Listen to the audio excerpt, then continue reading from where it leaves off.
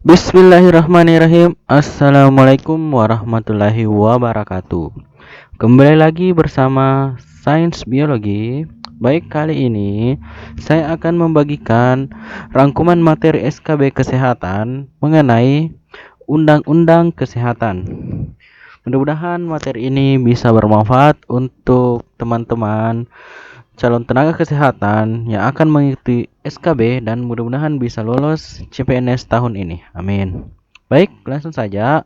Yang pertama itu mengenai kesehatan ya.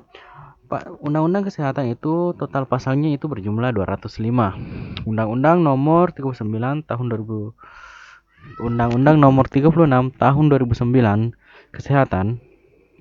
Keadaan sehat baik secara fisik, mental, spiritual maupun sosial yang memungkinkan setiap orang untuk hidup produktif secara sosial dan ekonomis. Baik, untuk kali ini yang akan kita bahas yaitu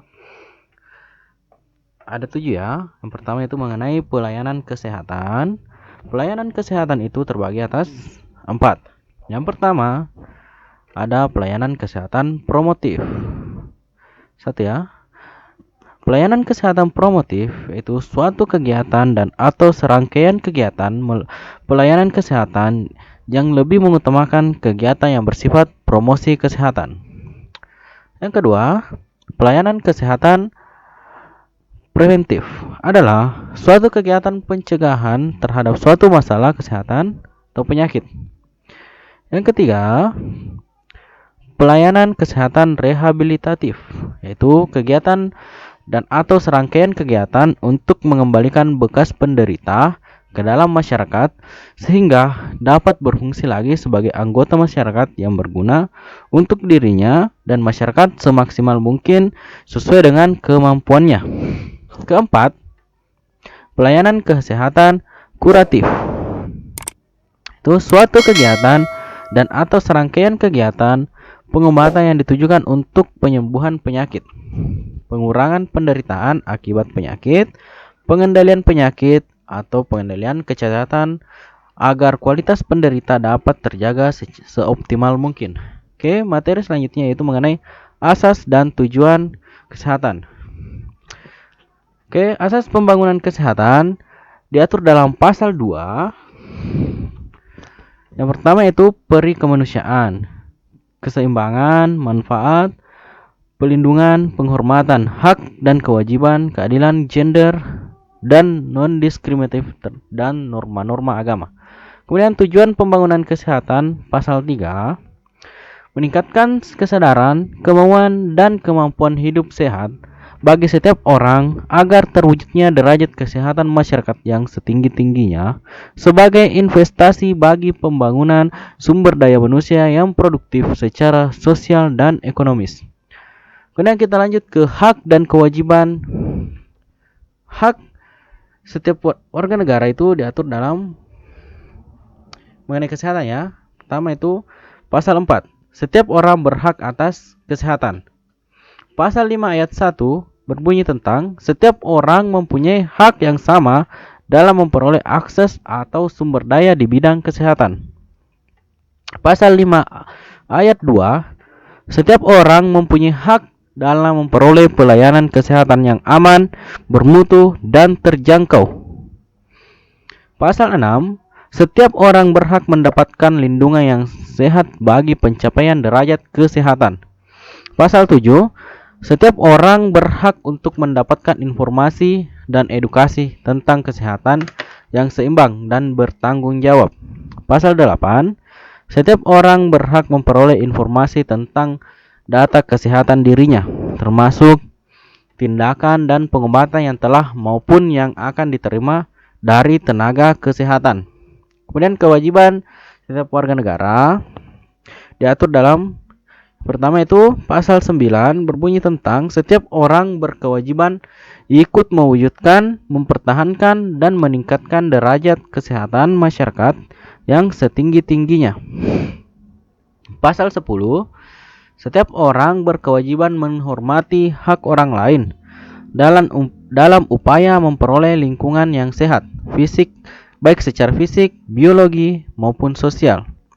Pasal 11, Setiap orang berkewajiban berperilaku hidup sehat untuk mewujudkan, mempertahankan, dan memajukan kesehatan yang setinggi-tingginya. Pasal 12. Setiap orang berkewajiban menjaga dan meningkatkan derajat kesehatan bagi orang lain yang menjadi tanggung jawabnya. Kewajiban warga negara pasal 13. Setiap orang berkewajiban turut serta dalam program jaminan kesehatan.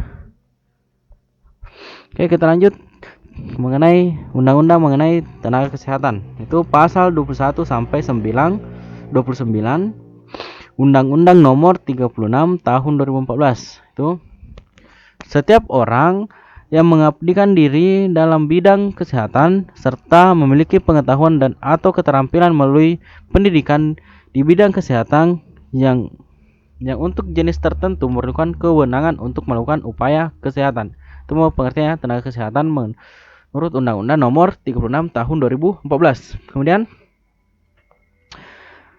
pasal 22, tenaga kesehatan harus memiliki kualifikasi minimum. Pasal 23 ayat 1, tenaga kesehatan berwenang untuk menyelenggarakan pelayanan kesehatan. Pasal 23 ayat 2, kewenangan untuk penyelenggaraan pelayanan kesehatan sebagaimana dimaksud pada ayat 1 dilakukan sesuai dengan bidang keahlian yang dimiliki. Pasal 23 ayat 3, dalam penyelenggaraan pelayanan kesehatan, tenaga kesehatan wajib memiliki izin dari pemerintah. Kemudian pasal 24 ayat 1, tenaga kesehatan sebagaimana dimaksud dalam pasal 23 harus memenuhi ketentuan kode etik, standar profesi, hak penggunaan pelayanan kesehatan, standar pelayanan, dan standar prosedur operasional (SOP). Pasal 24 ayat 2, ketentuan mengenai kode etik dan standar profesi sebagaimana dimaksud pada ayat 1 diatur oleh organisasi profesi. Itu ya, bunyi pasal yang mengatur tentang tenaga kesehatan. Mulai dari pasal 22 sampai 24. Kemudian undang-undang mengenai perlindungan pasien. Pasal 56 ayat 1, setiap orang berhak menerima atau menolak sebagian atau seluruh tindakan pertolongan yang akan diberikan kepadanya setelah menerima dan memahami informasi mengenai tindakan tersebut secara lengkap. Kemudian ayat 2, pasal 56 ayat 2, hak menerima atau menolak sebagaimana dimaksud pada ayat 1 tidak berlaku pada A. penderita penyakit yang penyakitnya dapat secara cepat menular ke dalam masyarakat yang lebih luas. B. keadaan seseorang yang tidak sadar diri. Atau C. gangguan mental berat. Kemudian pasal 57 itu masih tentang perlindungan pasien ya.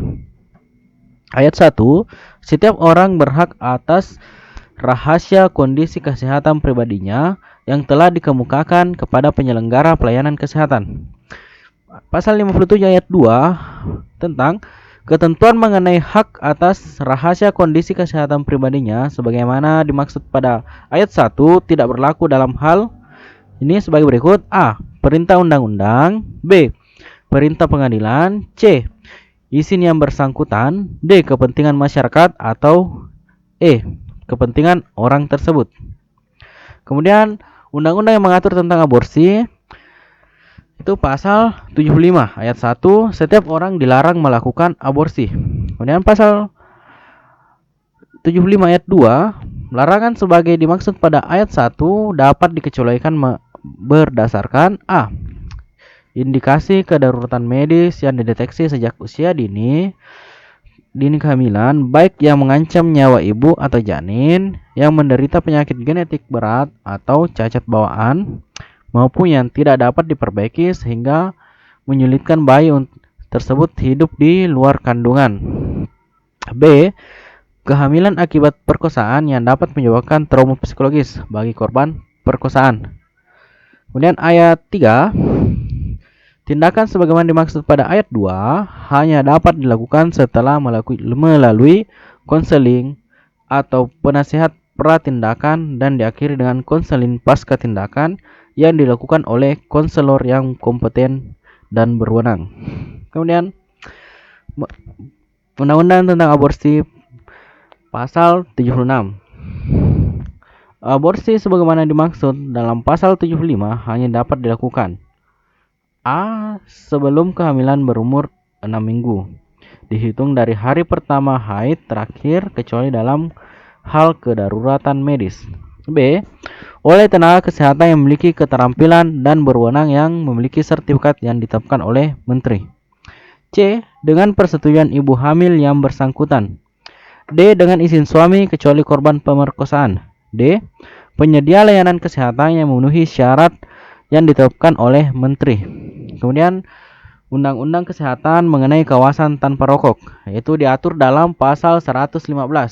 Ayat 1 berbunyi tentang kawasan tanpa rokok antara lain A. Fasilitas pelayanan kesehatan. B. Tempat proses belajar mengajar. C. Tempat anak bermain. D. Tempat ibadah. E. Angkutan umum. F. Tempat kerja. Dan G. Tempat umum dan tempat lain yang ditetapkan. Kemudian ayat 2, pemerintah daerah wajib menetapkan kawasan tanpa rokok di wilayahnya. Oke, mungkin itu ya pembahasan mengenai rangkuman materi SKB Kesehatan, materi undang-undang tentang kesehatan.